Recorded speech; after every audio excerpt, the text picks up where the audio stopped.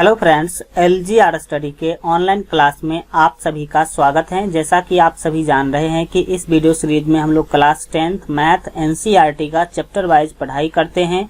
और आज के इस वीडियो में हम आप लोगों को बता दें कि प्रश्नावली 5.3 का क्वेश्चन नंबर 19 और क्वेश्चन नंबर 20 जो है आज के इस वीडियो में हम देखने वाले हैं। और इस तरह से आपका चैप्टर नंबर 5 जिसका नाम है एपी डैट मीन्स समांतर श्रेणी 5 नंबर चैप्टर जो है आज के क्लास में आपका कंप्लीट हो जाएगा। इस तरह से आपका चैप्टर 1 से चैप्टर 5 तक का जो है पढ़ाई जो है आज के इस वीडियो में कंप्लीट हो जाएगा।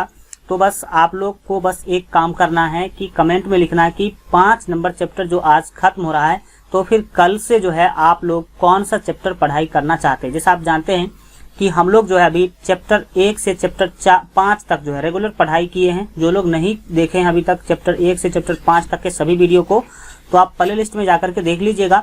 लेकिन जो लोग पूरा क्लास किए हैं तो वो लोग अब बताइए कि चैप्टर 5 खत्म होने के बाद आप लोग कौन सा चैप्टर पढ़ाई करना चाहते हैं। कमेंट में आप लोग जरूर जो है लिखिएगा। जो भी महत्वपूर्ण चैप्टर होगा उसके बारे में आप लोग बताइएगा कि सर ये चैप्टर अब स्टार्ट किया जाए, तो मैं आप लोगों को जो है वो चैप्टर अगले क्लास में क्या कर दूंगा, स्टार्ट कर दूंगा। और टाइम भी एक फिक्स कर लीजिएगा, ये टाइम भी लिख दीजिएगा कि आप लोगों को कितना बजे जो है क्लास चाहिए, क्योंकि अब आपका क्लास जो है पूरा रेगुलर चलने वाला है। अब कभी भी क्लास आपका रुकेगा नहीं। तो कौन सा चैप्टर अगला स्टार्ट होना चाहिए और कितना बजे आप लोगों को क्लास चाहिए आप लोग कमेंट के माध्यम से जरूर बताइएगा, ताकि अगले क्लास से हम वो चैप्टर जो आप लोग का डिमांड होगा उसको हम स्टार्ट करने की कोशिश करेंगे। तो चलिए आज का वीडियो जो हम लोग शुरू करते हैं। और काफी महत्वपूर्ण क्वेश्चन 19 नंबर क्वेश्चन प्रश्नावली 5.3 का 19 और 20 नंबर क्वेश्चन देखेंगे। देख सकते हैं आपके सामने जो है क्वेश्चन उपस्थित है और काफी अच्छा है। एक एक पॉइंट हम आज के इस वीडियो में आप लोगों को इस दोनों क्वेश्चन का समझाने वाले हैं। आप अगर इसको सीख पा रहे होंगे तो आज आपका 100% ये जो है सीख पाएंगे इस क्वेश्चन को, क्योंकि काफी इंटरेस्टिंग वे में हम आप लोगों को बताने वाले हैं। तो देखते रहिए। चलिए स्टार्ट करते हैं। यहाँ पर 20 नंबर क्वेश्चन के द्वारा पूछा जा रहा है कि 200 लट्ठों को ढेरी के रूप में इस प्रकार रखा जाता है, जिसमें होता क्या है कि सबसे नीचे वाली पंक्ति में जो है 20 लट्ठे हैं। सबसे नीचे वाली पंक्ति में कितना लट्ठे? 20 लट्ठे। उससे अगली पंक्ति में 19 लट्ठे हैं। उससे अगली पंक्ति में 18 लट्ठे हैं, इत्यादि इस तरह से हैं। और यहाँ पर आपको जैसा कि देखिए बोला गया है कि देखिए आकृति 5.5 आकृति 5.5 में आप ये जो है देख सकते हैं। इसको हम अभी आपको समझा रहे हैं। और यहाँ पर आगे आपको बताया जा रहा है कि ये 200 लट्ठे कितनी पंक्तियों में रखे गए हैं तथा सबसे ऊपरी पंक्ति में कितने लट्ठे हैं, यह आपको बताना है। चलिए बातों को समझिए अब अपने शब्दों में, फिर आप जो है क्वेश्चन को आराम से हल कर पाएंगे। देखिए टोटल आपको क्या किया गया, देख सकते हैं टोटल 200 लट्ठे आपको दे दिया गया। कितना लट्ठे? टोटल 200 लट्ठे आपको दे दिया गया। और उसको इस तरह से क्या किया गया, आपको ढेरी लगाने के लिए बोला गया, जिसमें बोला गया कि सबसे फर्स्ट जो पंक्ति होगा, सबसे जो पहला पंक्ति होगा, इस पंक्ति में 20 लट्ठे होने चाहिए। और इसके बाद जो दूसरा पंक्ति होगा इसमें आपका जो है कितने लट्ठे होने चाहिए? 19 लट्ठे होने चाहिए। जैसा कि आप इस तरह जो है देख सकते हैं 19 लट्ठे बोला जा रहा है। और इससे ऊपर वाला जो पंक्ति होगा, इससे ऊपर वाले पंक्ति में 18 लट्ठे होने चाहिए। और इससे ऊपर वाला जो होगा उसमें क्या होना चाहिए? तो 17 होना चाहिए। इससे ऊपर वाले में कितना होगा? तो 16 होना चाहिए। इस तरह से आपको क्या करना है, 200 लट्ठे को एक ढेरी के रूप में क्या करना है, आपको इकट्ठा करके रखना है। इस स्थिति में आपको क्या करना है, बताना है कि ये 200 लट्ठे जो है कितने पंक्ति में रखे गए हैं। यहाँ तो आपको मात्र 3 पंक्ति दिख रहा होगा, लेकिन ऐसा नहीं है। 3 पंक्ति में आप 200 लट्ठे नहीं रख सकते हैं। कितने पंक्ति बनाना पड़ेगा, देख सकते हैं कि ये फर्स्ट है, ये सेकंड पंक्ति है, ये थर्ड पंक्ति है, 3 पंक्ति है। लेकिन पूरे 200 लट्ठे को रखने के लिए इस तरह का कितना पंक्ति बनाना पड़ेगा। और दूसरा बात बताना है आपको कि सबसे ऊपरी पंक्ति में कितने लट्ठे हैं, यह आपको बताना पड़ेगा। ये जो सबसे ऊपरी पंक्ति है, ये तो अभी आपको यही दिख रहा है सबसे ऊपर वाली पंक्ति, लेकिन सबसे ऊपर वाली जो पंक्ति होगी उसमें कितना लाठी यानी कि लट्ठे होंगे उसका संख्या भी आपको बताना है। तो क्वेश्चन आप लोग समझ गए होंगे। अब चलिए इसको सॉल्व करते हैं और कैसे इसका आप जो है आंसर पता कर पाएंगे, ध्यान से समझने की कोशिश कीजिए, क्योंकि अब आपका सॉल्यूशन स्टार्ट होता है। एक एक पॉइंट अब आप समझने की कोशिश कीजिए। देखिए, जब आप इसका हल करेंगे, क्या करेंगे, जब आप इसका हल करेंगे तो सबसे पहले आपको लिख लेना है कि पंक्तियों में रखे गए लट्ठों की संख्या। क्या लिखेंगे, पंक्तियों में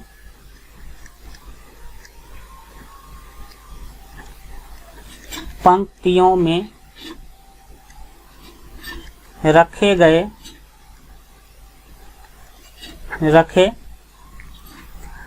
गए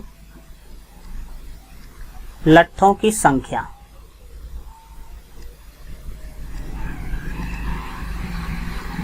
लट्ठों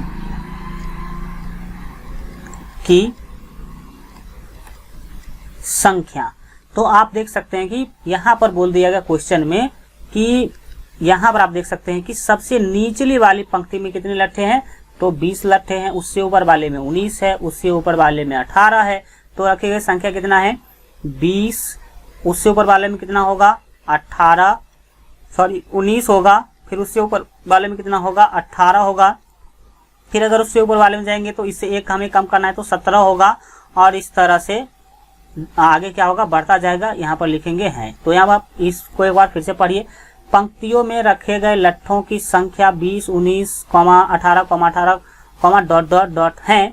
अब आप इसको गौर से देखिए तो आपको पता चलेगा कि 20, 19, 18, 17 एक क्या है, यह एक एपी है, क्योंकि सभी के बीच में एक का अंतर है, एक का ही गैप है। 20 से 19 के बीच में कितना अंतर, एक का।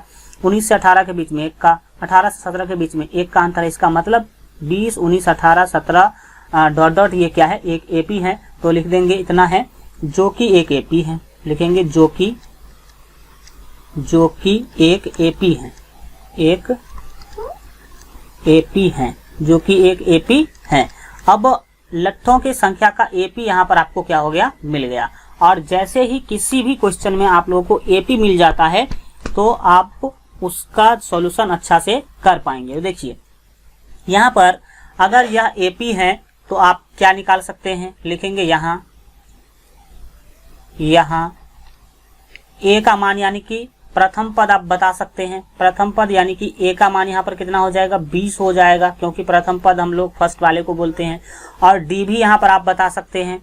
तो डी कितना होगा, तो डी देख सकते हैं कि A2 माइनस A1 करना होता है। तो A2 है यहाँ पे 19 और A1 है 20। तो A2 19 है, तो 19 में से आपको घटा लेना है कितना, 20 घटा लेना है। तो 19 में से जब आप 20 घटाएंगे तो आपको मिलेगा -1। कितना मिलेगा, -1 मिलेगा। अब -1 डी का मान हो गया। और एक चीज अब आप क्वेश्चन में देख सकते हैं, क्वेश्चन में जो है बोला गया था कि भाई कुल लट्ठों की संख्या कितनी है, तो 200 है। देख सकते हैं कि कुल जो लट्ठों की संख्या है वो कितनी है, 200 लट्ठों की ढेरी बनानी है, या मतलब कुल लट्ठों की संख्या आपके पास कितना है, 200 है। तो वो आप उसको क्या मानेंगे, वो आपको दिया गया SN। कुल जो होता है, जो योग होता है, वो क्या कहलाता है, SN कहलाता है। तो लिखेंगे प्रश्न से,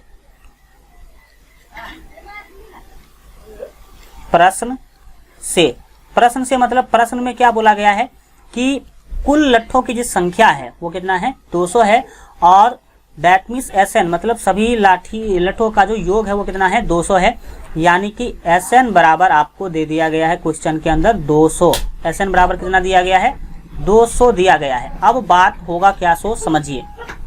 SN जो 200 दिया गया है, इसी के मदद से आपको आगे बढ़ना है और आपको निकालना है कि पंक्ति की संख्या कितनी होगी, मतलब N आपको बताना है। क्या बताना है, N बताना है, मतलब N का वैल्यू कितना होगा।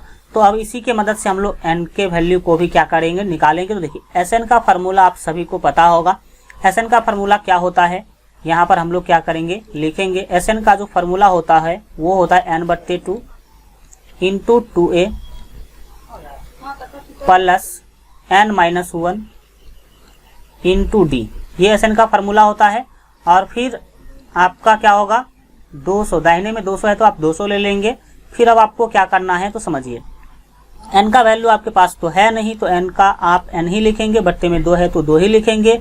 और फिर देखिए क्या है, 2A है तो 2 तो 2 है, और a का मान आपके पास कितना है देख सकते हैं 20 है, तो a का मान 20 आप यहाँ पर रख देंगे। फिर क्या होगा, n-1 लिखना होगा आपको, क्योंकि n का मान आपके पास नहीं है। फिर d का मान आप लिख लीजिए कितना, -1, तो d का मान हम यहाँ पर -1 क्या करेंगे, लिख लेंगे। और फिर इस कोष्ठ को बंद करेंगे, बड़ी कोष्ठ, दाहिने में आपका 200 है तो सेम टू सेम 200 अभी क्या करना है, लिख लेना है। फिर आगे क्या करना है समझिए, देखिए ये n/2 होगा, अभी तो n/2 आपको लिख लेना है और कोष्ठ के अंदर ही अभी काम करना है। देखिए 2 से 20 को गुना करेंगे तो आप सभी जानते हैं कितना होगा, 20 दूना होगा 40। अब फिर आप क्या करेंगे, यहाँ पे आपका प्लस होगा, क्योंकि 2a प्लस होता है तो यहाँ पर आपका प्लस होगा, आप याद रखिएगा, ठीक है। तो देखिए ये आपका प्लस का साइन है, तो हम क्या करेंगे, प्लस का साइन लेंगे। लेकिन समझिए जब आप प्लस n को -1 से गुना कीजिएगा तो ये हो जाएगा -n, क्या होगा, -n होगा। फिर -1 को -1 से गुना कीजिएगा तो ये +1 हो जाएगा, कितना हो जाएगा, +1 हो जाएगा। यह आप जो है याद रखेंगे। फिर आप जो है देखेंगे आगे दाहिने साइड में पहले से 200 है तो वो तो 200 आपका रहेगा ही रहेगा। फिर हम आगे बढ़ते हैं और इनके वैल्यू को निकालने की जो है पूरा यहाँ पर आपको बताते कैसे निकालेंगे। देखिए अब आपको करना क्या है, ये n/2 जो है वो तो n/2 अभी आप लिखिए ही लिखिए। फिर आपको कर क्या लेना है, देखिए आगे आप जो है देख सकते हैं कोष्ठ के अंदर कि हो क्या रही है, 40 और +1 कितना हो जाएगा, 41 हो जाएगा। तो आप 41 लिख लीजिए और -n है देख सकते हैं, तो -n है तो -n यहाँ पर आप लिख लेंगे। फिर आपको क्या करना है, दाहिने में देख सकते हैं कि 200 है, दाहिने में 200 है तो यहाँ पर आप लिख लेंगे 200, ठीक है। अब आपको जो करना है उसे आप जो है ध्यान से समझने की कोशिश कीजिए। देखिए होगा क्या कि ये जो n/2 है, कौन चीज है, n/2, इस n/2 में हम करेंगे क्या, सो देखिए इसको, ये जो n है उसको अभी आप n ही रखिए, क्या कीजिए, n ही रहने दीजिए, इसमें n जो है उसको n लिख लेंगे। और यहाँ पर 41 -n है वो तो लिखेंगे ही लिखेंगे, दाहिने में 200 है तो वो 200 रहेगा ही रहेगा। लेकिन अब आप बोलेंगे सर ये 2 कहाँ गया, ठीक है, आप पूछेंगे सर ये 2 कहाँ गया। देखिए 2 जो है बराबर के बाएं तरफ जो है वो बट्टा के रूप में है, देख सकते हैं, मतलब भाग के रूप में है। तो जो भाग के रूप में होता है वो दाहिने साइड जाएगा तो वो गुना के रूप में जाएगा, मतलब उस 2 को हमने क्या कर दिया, दाहिने भेज दिया। दाहिने भेजने से फायदा क्या हुआ कि जो 2 बट्टा के रूप में था वो दाहिने गया तो गुना के रूप में चला गया। अब आपको क्या करना है, यहाँ पर समझिए n से जब आप 41 को गुना करेंगे तो आपको जो वैल्यू मिलेगा वो मिलेगा 41n, क्या मिलेगा, 41n मिलेगा। फिर -n से +n को गुना करेंगे तो -n² आपको मिलेगा। फिर दाहिने में देख सकते हैं कि क्या है, 200 को 4 से आप 200 को 2 से गुना करेंगे तो आपको मिल जाएगा 400, कितना मिलेगा, 400 मिलेगा। फिर आप दाहिने देखिए कि इधर आप देखिए कि अब आपको क्या करना है। देखिए यहाँ पर आपको एक बात समझना होगा कि ये जो -n² है, -n² जो है इसको सेम टू सेम यहाँ पर आप पहले क्या कर लेंगे, लिखेंगे -n², ठीक है। स्टेप बाय स्टेप देखिए, हम चाहेंगे तो 1-2 स्टेप छोड़ भी सकते हैं, लेकिन 1-2 स्टेप छोड़ने से आपका कोई भी जो है फायदा नहीं होगा, जहाँ तक आपको समझ में ने में प्रॉब्लम होगा, लेकिन स्टेप छोड़ने से आपको कोई फायदा होता नहीं है। देखिए ये +41n है तो यहाँ पर हम +41n क्या करेंगे, लिख लेंगे। और ये 400 जो है दाहिने तरफ जो है प्लस में है तो बाएं आएगा तो -400 हो जाएगा, -400 हो गया। दाहिने में कुछ भी नहीं बचा तो 0 बचा। फिर आपको क्या करना है, सो समझिए n फर्स्ट पद में जो है माइनस नहीं होना चाहिए, आपका यह कोशिश रहना चाहिए। तो यहाँ से आप क्या करेंगे, माइनस हटाएंगे, तो माइनस हटाएंगे तो क्या होगा, माइनस आपको कॉमन लेना होगा, क्या लेना होगा, कॉमन लेना होगा। तो ये n² आपका रहेगा, ठीक है। और माइनस कॉमन लिए तो अंदर का सभी चिन्ह क्या हो जाता है, बदल जाता है। तो ये +41 जो है ये हो जाएगा -41, -41n हो जाएगा। -400 जो है वो हो जाएगा अब +400 हो जाएगा। फिर दाहिने साइड में आपका 0 है तो 0 ही रहेगा। इस तरह से आपको जो मिला वो क्या मिला, n²। अंदर वाला जो है वो हम अभी ले रहे हैं -41n और +400 आपको क्या हुआ, मिला। और फिर दाहिने में क्या हुआ, 0। अब आपको क्या करना है, ये एन का ये माइनस कहाँ गया, माइनस को हमने क्या कर दिया, जीरो के नीचे भेज दिया, तो ये क्या हो जाएगा आपका, वो भी जीरो हो जाएगा। अब आपको यहाँ से एन का वैल्यू आराम से मिल जाएगा। एन का वैल्यू आप सभी जानते हैं कि कैसे निकालते हैं। यहाँ पर आप देख सकते हैं एन स्क्वायर माइनस 41n और प्लस 400, यह एक क्या मिल गया आपको, यह मिल गया आपको एक द्विघात समीकरण। और द्विघात समीकरण कैसे हम लोग सॉल्व करते हैं वो आप लोगों को पता होगा। चलिए अब इसको द्विघात समीकरण को आपको सॉल्व कर लेना होगा और फिर यहाँ से आपको n का मान निकालना होगा। चलिए देखते हैं। यहाँ पर आप सभी को पता होगा द्विघात समीकरण सॉल्व करने में a को c से गुना किया जाता है, तो a का मान यहाँ पर 1 है और c का मान 400 है, तो 400 हो गया। अब इसका ऐसा दो गुणनखंड निकालना है जिसका योग जो है 41 होना चाहिए। जिसका योग कितना होना चाहिए, तो जिसका योग जो है आपका 41 होना चाहिए। तो अब इसके लिए करना क्या है, 25 10 आपका 35 होगा। और ये हाँ बहुत अच्छा बात है, आप सभी जानते हैं कि 16 25 कितना होता है, 400 होता है। मतलब 16 को गुना करेंगे 25 से तो आपको मिलेगा 400। तो 16 और 25 दो गुणनखंड आपको मिल गया ऐसा जिसको अगर आप जोड़ देते हैं तो आपको मिलेगा 400। क्या मिलेगा, 400। तो यहाँ पर अब आपको करना क्या, ये एन स्क्वायर है, same to same n square लिख लेंगे और माइनस 41 जो है इसको हम माइनस 16n और माइनस 25n लिखेंगे, माइनस 16n और माइनस 25n। और ये प्लस 400 है, उसको सेम टू सेम 400 हम क्या करेंगे लिख लेंगे, दाहिने में 0 है तो 0 लेंगे। अब क्या करना है समझिए, एन स्क्वायर माइनस 16n ये जो है यहाँ पर आपको n कॉमन ले लेना है। n कॉमन लेंगे तो ये आपका बचेगा यहाँ पर n और 16 और 16n है, n कॉमन ले लिया आपने तो यहाँ पर क्या बचेगा, माइनस 16 बचेगा। अब आपको यहाँ पर फिर क्या करना है, माइनस 25 कॉमन लेना है। इस दोनों टर्म में माइनस 25 आपको क्या कर लेना है, कॉमन लेना है। तो माइनस 25 आपने कॉमन ले लिया तो यहाँ पर क्या बचा, n बचा। और कॉमन लेने का मतलब होता है 25 से क्या कर रहे हैं, भाग दे रहे हैं इस दोनों में। तो 25 से 400 में भाग दीजिएगा तो आपको मिलेगा 16, लेकिन ये माइनस से भाग देने जा रहे हैं प्लस में, तो माइनस 16 होगा। कितना होगा, माइनस 16 होगा। और दाहिने में आपका 0 होगा तो 0 ही हम लिख लेंगे। इसको मिटा लेते, इसका कोई काम नहीं है। क्या करना है अब यहाँ पर देखिए, ये जो दोनों कोष्ठ देखिए n-16 n-16, तो हम क्या करेंगे यहाँ पर एक कोष्ठ ले लेंगे n-16 और दूसरा देख सकते हैं कि n-25 है, ये बाहर में n और यहाँ पर -25, तो उसको मिला लेंगे हम, n-25 लिखेंगे। फिर क्या करना है, इसको 0 के बराबर करना है तो लिखेंगे अब क्या करना है आपको, n-16 को एक बार 0 के बराबर करना है और फिर n-25 को आपको क्या करना है, 0 के बराबर करना है।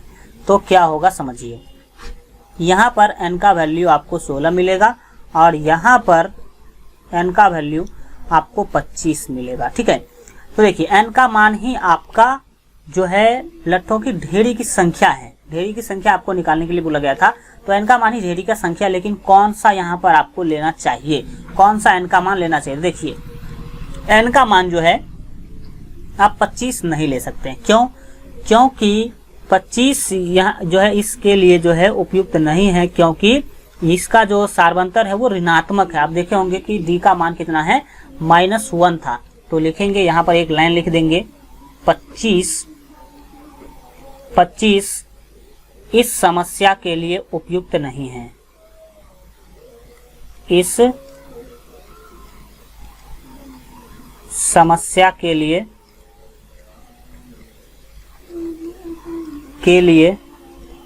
उपयुक्त नहीं है, उपयुक्त नहीं है, नहीं है। क्यों नहीं है, क्योंकि आपको पता होना चाहिए कि सार्वंतर यानी कि d का जो मान है वो क्या है, ऋणात्मक है, तो हम सार्वंतर ही लिख देते हैं, क्योंकि सार्वंतर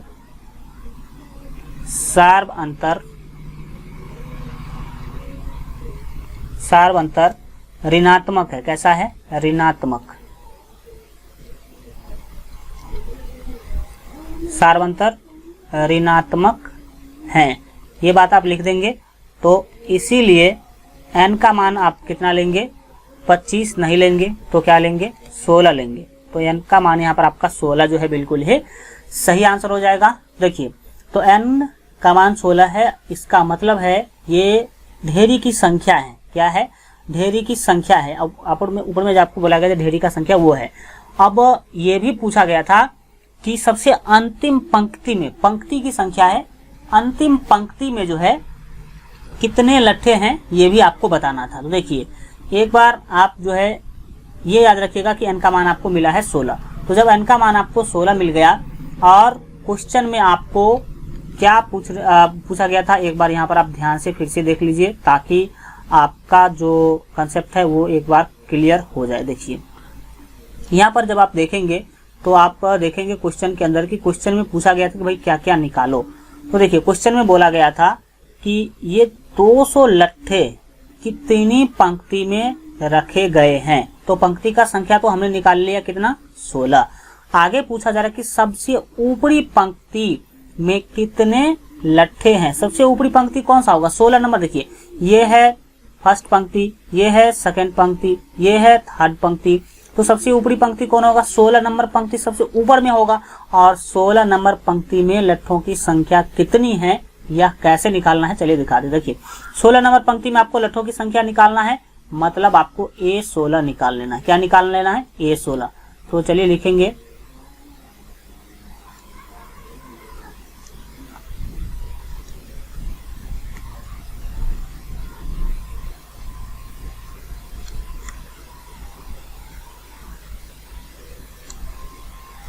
अब जो है यहाँ पर हम लोग लिखेंगे इसीलिए A16 बराबर, A16 का मतलब 16 नंबर पंक्ति में लट्ठों की संख्या कितनी होगी। तो A16 का फार्मूला क्या होगा, A + 15D, A + 15D होगा। तो A + 15D का वैल्यू आप निकाल लीजिए। तो देखिए A का मान जो है आपके पास कितना था, 20 था, तो 20 रख देंगे, प्लस है तो प्लस, 15 तो 15 है। और D का मान आपके पास था -1, तो -1 है तो -1 लिखेंगे। फिर क्या होगा, ये 20 है तो 20 रहेगा और प्लस 15 को -1 से गुना करेंगे तो ये -15 हो जाएगा। ठीक है, -15 होगा और 20 में से 15 आप देख सकते हैं घटाना पड़ रहा है यहाँ पे, तो आपको मिलेगा 5, यानी कि सबसे ऊपरी पंक्ति में जो आपका लट्ठों की संख्या होगा वो कितना होगा, 5 होगा। तो इस तरह से आप लोग इसका आंसर बना सकते हैं। चलिए इसका आप लोग जो है स्क्रीनशॉट ले लीजिएगा अच्छा से, या फिर वीडियो को रोक करके जो है आप लोग लिख लीजिएगा। काफी महत्वपूर्ण क्वेश्चन है। फिर हम लोग जो है चलते हैं आगे और देखेंगे आपके जो 20 नंबर क्वेश्चन है, इससे भी महत्वपूर्ण है। काफी अच्छा सा जो है क्वेश्चन है 20 नंबर, तो आप उसको ध्यान से जो है समझने की कोशिश कीजिएगा। चलिए देखते हैं 20 नंबर क्वेश्चन को, और देख सकते हैं यहाँ पर फिगर के साथ यहाँ पर आपके सामने क्वेश्चन उपलब्ध है। और देखते हैं कि आखिर इस क्वेश्चन को आप लोग जो है कैसे बनाएंगे, कैसे आपको सॉल्व करना। देखिए 20 नंबर क्वेश्चन के द्वारा पूछा जा रहा है कि एक आलू दौर में प्रारंभिक स्थान पर एक बाल्टी में रखी हुई है। यहाँ पर आपको बोला गया कि एक आलू दौर में प्रारंभिक स्थान पर एक बाल्टी रखी हुई है। जैसा कि फिगर में देख सकते हैं कि यहाँ पे बाल्टी रखी हुई है जो पहले आलू से 5 मीटर की दूरी पर है। देख सकते हैं कि यहाँ पे आपका फर्स्ट आलू है, फर्स्ट आलू यहाँ पर है, यहाँ पे आपका दूसरी आलू है और यहाँ पर आपका तीसरी आलू है। ठीक है, तो फर्स्ट आलू से बाल्टी की जो दूरी है वो कितना है, देख सकते हैं 5 मीटर। कितना, 5 मीटर है। ठीक है, आगे बोला जा रहा तथा अन्य आलुओं को एक सीधी रेखा में परस्पर 3 मीटर की दूरियों पर रखा गया है। इस स्थिति में आपको इस रेखा पर 10 आलू रखे गए हैं। इस रेखा पर क्या किया गया है, 10 आलू रखे गए हैं।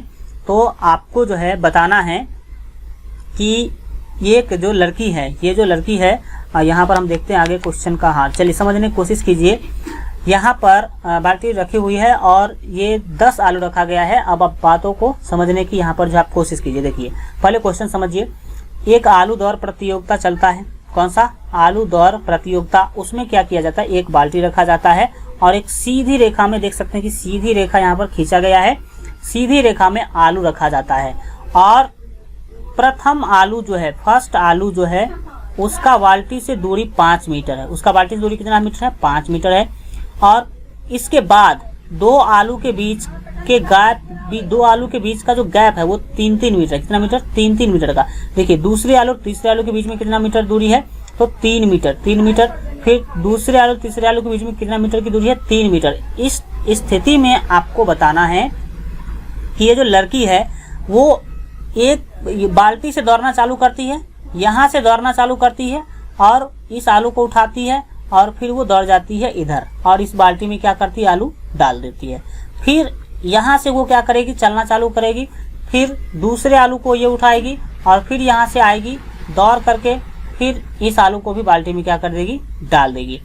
तो इस तरह से उस लड़की को 10 बार दौड़ना पड़ेगा, क्योंकि 10 आलू रखे गए हैं। कितने आलू रखे गए हैं, 10 आलू रखे गए हैं। इस स्थिति में आपको बताना है कि लड़की जो है कितना टोटल दौड़ेगी, कितना दौड़ लगाएगी, यह आपको बताना है। तो चलिए समझते हैं इस क्वेश्चन को कैसे आपको यहाँ पर जो है सॉल्व करना है। देखिए ये जो लड़की है, एक बार फिर से आप समझ लीजिए कि यहाँ से दौड़ना चालू करी बाल्टी के पास से और फर्स्ट आलू के पास गई और इसको उठाई और फिर उठा करके ये क्या करती है, बाल्टी में इसको डाल देती है। फिर दूसरी बार यहाँ से दौड़ना चालू करेगी और ये जाएगी दूसरी आलू के पास और यहाँ से इस आलू को क्या करेगी, उठाएगी और उठा करके दौड़ जाएगी और दौड़ करके आएगी और फिर बाल्टी में इस आलू को रख देगी। ऐसा करने में इसको 10 बार दौड़ना पड़ेगा, बाल्टी से आलू के पास, बाल्टी से आलू के पास, बाल्टी से आलू के पास। तो समझिए कि फर्स्ट बार जब ये दौड़ के आएगी, यहाँ से फर्स्ट आलू को उठाएगी और फिर जाएगी यहाँ, तो यहाँ से जो आई इधर की ओर आलू के पास, तो कितना मीटर दौड़ी, 5 मीटर, क्योंकि बाल्टी से प्रथम आलू का जो दूरी है वो 5 मीटर है। तो यहाँ से दौड़ के यहाँ तक गई तो 5 मीटर और फिर यहाँ से वो रिटर्न आएगी तो फिर 5 मीटर इसको दौड़ना पड़ेगा। यानी कि प्रथम आलू को बाल्टी में उठा करके रखने में कितना दौड़ना पड़ेगा, इसको टोटल 10 मीटर दौड़ना पड़ेगा, क्योंकि 5 मीटर जाने में और 5 मीटर आने में। फिर इस तरह से ये क्या करेगी, दूसरी आलू के पास जाएगी, दूसरी आलू के पास, दूसरी आलू तक आने में इसको कितना दूरी तय करना पड़ेगा, समझिए 5 मीटर तो यहाँ तक ही है और यहाँ से यहाँ तक आने में इसको 3 मीटर यानी कि 8 मीटर, टोटल 8 मीटर गई और फिर 8 मीटर क्या करेगी, आएगी, यानी कि टोटल हो गया 16 मीटर। ठीक है। फिर तीसरी बार ये क्या करेगी, जाएगी तीसरी आलू के पास। ठीक है, तीसरी आलू के पास जाएगी। तो इस बार तीसरी आलू के पास जाने में इसको कितना दूरी तय करना पड़ेगा, समझिए 5 मीटर, ये 3 मीटर और ये 3 मीटर, तो 5 3 8 और 3 11 मीटर ये गई और फिर 11 मीटर वापस आएगी। तो 11 और प्लस 11 मीटर दौड़ना पड़ा इसको तीसरे आलू को उठा करके लाने में। तो 11 कितना हो जाएगा, 22 मीटर हो जाएगा। तो इसी तरह से ये 10 आलू को उठा करके डालेगी। तो आपको बताना है कि 10 आलू को उठा करके गिलास में डालने में इसको कितना मीटर दौड़ना पड़ेगा। तो चलिए इस क्वेश्चन को आप पूरा कंसेप्ट के साथ जो है समझने की कोशिश कीजिए और समझिए कि कैसे इस क्वेश्चन को आपको क्या करना है, बनाना है। सबसे पहले आप लिखेंगे पहला आलू उठाकर वापस बाल्टी में डालने में तय की गई दूरी। क्या लिखेंगे, फर्स्ट हम लोग पहला आलू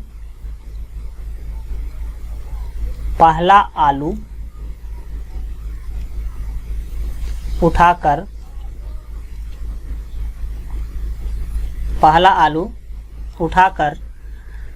वापस बाल्टी में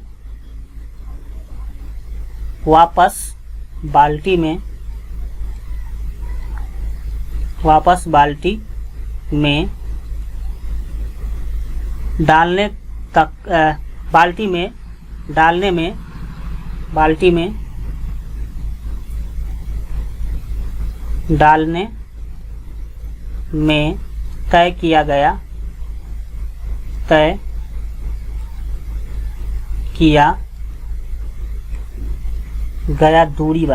किया गया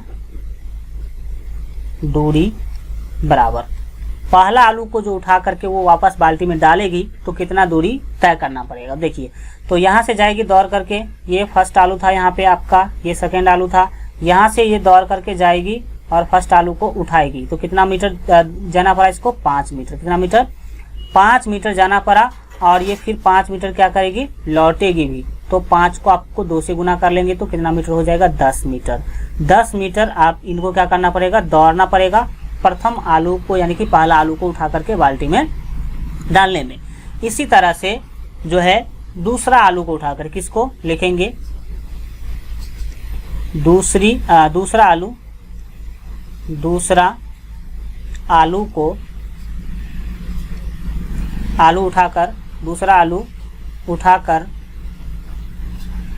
दूसरा आलू उठाकर वापस बाल्टी में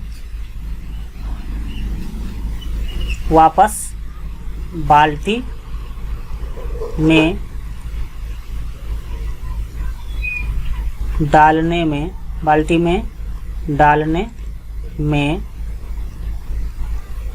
तय किया गया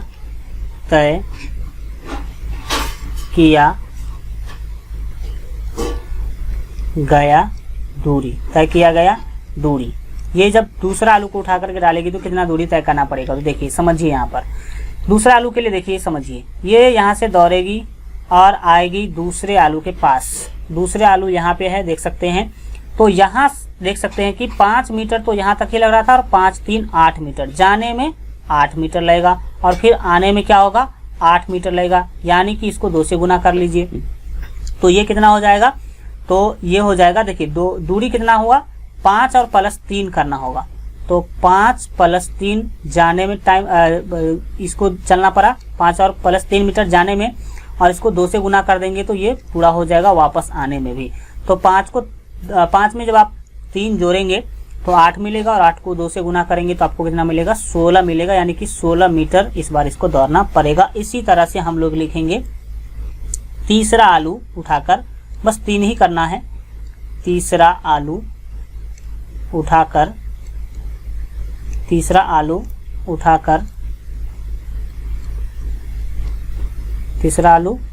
उठाकर वापस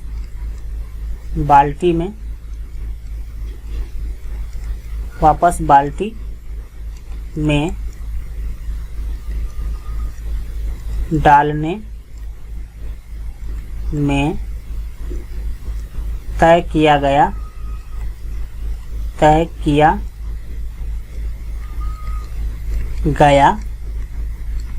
दूरी। अब तीसरा आलू के बारे में सोचिए कि कितना इसको चलना पड़ेगा। तो देखिए तीसरा आलू यहाँ पे है तो क्या होगा समझिए, यहाँ से चलेगी और फिर यहाँ क्या करेगी, जाएगी। तो इसमें कितना इसको दूरी तय करना पड़ा, 5 + 3 और +3। तो 5 + 3 और +3 इसको एक बार जाने में लगा, तो यहाँ पर हल्का ऊपर कर लेते हैं और समझिए बातों को, कितना जाना पड़ेगा, तो 5 + 3 मीटर एक बार जाने में लगा, और फिर जब आप इसको 2 से गुना कर देंगे तो ये 2 गुना हो जाएगा, मतलब वापस आने का भी जुड़ जाएगा इसमें। तो 5 3 8 और 3 11 को 2 से गुना करेंगे तो कितना मीटर, 22 मीटर। अब इस 3 के मदद से ही आप लोग अपने आंसर तक क्या करेंगे, पहुंचेंगे। तो अब हम लोग क्या लिखेंगे, ये समझिए, लिखेंगे इस प्रकार प्राप्त दूरियों की सूची, लिखेंगे इस प्रकार, अब लिखेंगे इस प्रकार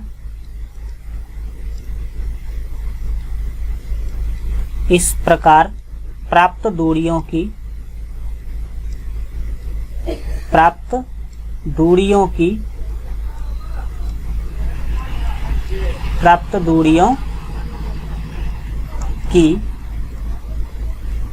सूची। क्या सूची बना, तो देख सकते हैं कि पहला आलू को उठा करके लाने में कितना मीटर, 10 मीटर, फिर दूसरा को कितना, तो 16 मीटर, देख सकते हैं यहाँ पर आपको कितना मिल रहा है, 16 मीटर तक चलना पड़ा है। तीसरा आलू को उठाकर डालने में कितना metre, 22 metre, dot dot dot इस तरह से आगे बढ़ता जाएगा। ठीक है, ये आपका क्या है, सूची है।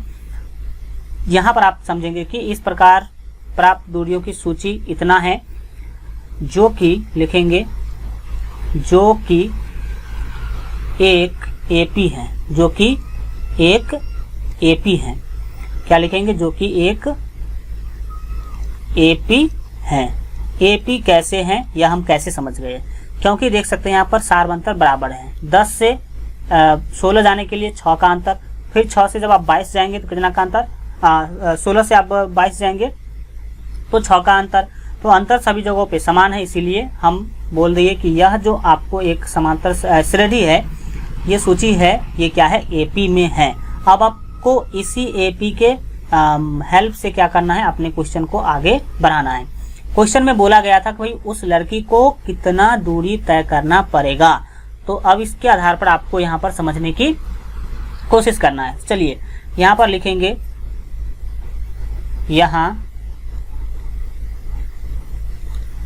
ये कितना हो जाएगा समझिए। जो प्रथम पद है यहाँ पर आप देख सकते हैं, जिसका जो प्रथम पद है वो कितना है 10 है। तो लिखेंगे प्रथम पद यानी कि a का मान यहाँ पर आपको कितना मिल रहा है 10 मिल रहा है। और इसमें हम लोग d भी निकाल सकते हैं यानी कि सारवंतर। तो 16 माइनस 10 करेंगे, कितना करेंगे 16 माइनस 10। तो यहाँ पर आपको d का मान मिल रहा है 6। इसीलिए आपको क्या करना है, वो जो कितना आलू था 10 आलू था, तो 10 पदों का आपको क्या करना है योग निकाल लेना है। तो लिखेंगे इसीलिए AP के 10 पदों का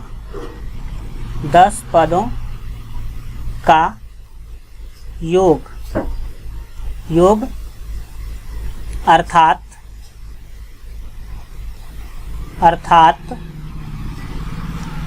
S10 बराबर।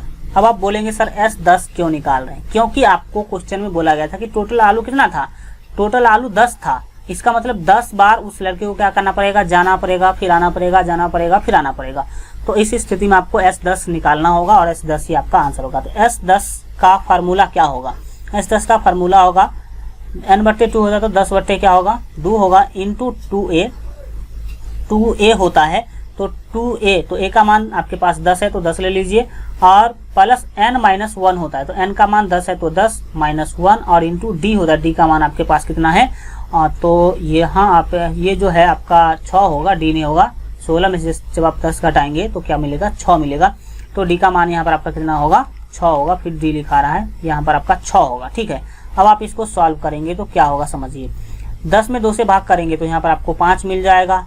फिर क्या होगा 2 से 10 को गुना करेंगे तो यहाँ पर आपको 20 मिलेगा। फिर प्लस है तो प्लस ले लीजिए, और 10 में से 1 घटाएंगे तो 9, और 9 को 6 से जब आप गुना कीजिएगा तो 9 छक्के 54 होता है। कितना होता है 54। तो यहाँ पर आपको मिल जाएगा 54। ठीक है, फिर आपको क्या कर लेना है, ये 5 तो 5 रहेगा, कोष्ठ हटाएंगे तो गुना आएगा, 20 में 54 जोड़ेंगे तो मिलेगा आपको 74। कितना मिलेगा 74 मिलेगा। और 74 को जब 5 से आप गुना कीजिएगा तो आपको मिलेगा 370। कितना मिलेगा 370। यहाँ पर आपका फाइनल क्या हो जाएगा आंसर हो जाएगा। अतः आपको समझ में आना चाहिए कि यहाँ जो है सभी 10 आलू को उठाकर बाल्टी में डालने पर जो है दौड़ी गई जो कुल दूरी हो कितना मीटर होगा 370 मीटर। यहाँ पर आपका फाइनल क्या हो जाएगा आंसर होगा। यानी कि उस लड़की को क्या करना होगा, 10 आलू को उठा करके बाल्टी में डालने में 370 मीटर क्या करना पड़ेगा, उसे दौड़ना पड़ेगा। तो इस तरह से आप जो है इस क्वेश्चन को सॉल्व कर सकते हैं। और इस तरह से आपका चैप्टर 1 से चैप्टर 5 तक आज जो है आपका क्या हो गया द इंड हुआ। क्या हुआ द इंड, यानी कि 5वां चैप्टर आज आपका कंप्लीट होता है। आगे जो है कौन सा चैप्टर आप लोग पढ़ना चाहते हैं कमेंट में जरूर लिख दीजिए। और मैट्रिक बोर्ड एग्जाम के बेहतर तैयारी के लिए अगर आप अभी तक हमारे मोबाइल ऐप को डाउनलोड नहीं किए हैं तो इस वीडियो के डिस्क्रिप्शन बॉक्स में आपको मोबाइल ऐप का लिंक मिल जाएगा, वहां से जो है मोबाइल ऐप जो है डाउनलोड कर लीजिए। और अधिक से अधिक इस वीडियो को लाइक करके अपने दोस्तों में शेयर कीजिए। कौन सा चैप्टर आगे पढ़ना चाहते हैं वो कमेंट में लिख दीजिए। टाइम क्या चाहिए वो भी आप लोग जो है कमेंट में जरूर लिख दीजिए, क्योंकि अब आपका फिक्स टाइम पर जो है क्लास प्रत्येक दिन चला करेगा। चलिए मिलते हैं अगले वीडियो में, तब तक अपना ख्याल रखिए और LGR स्टडी देखते रहिए।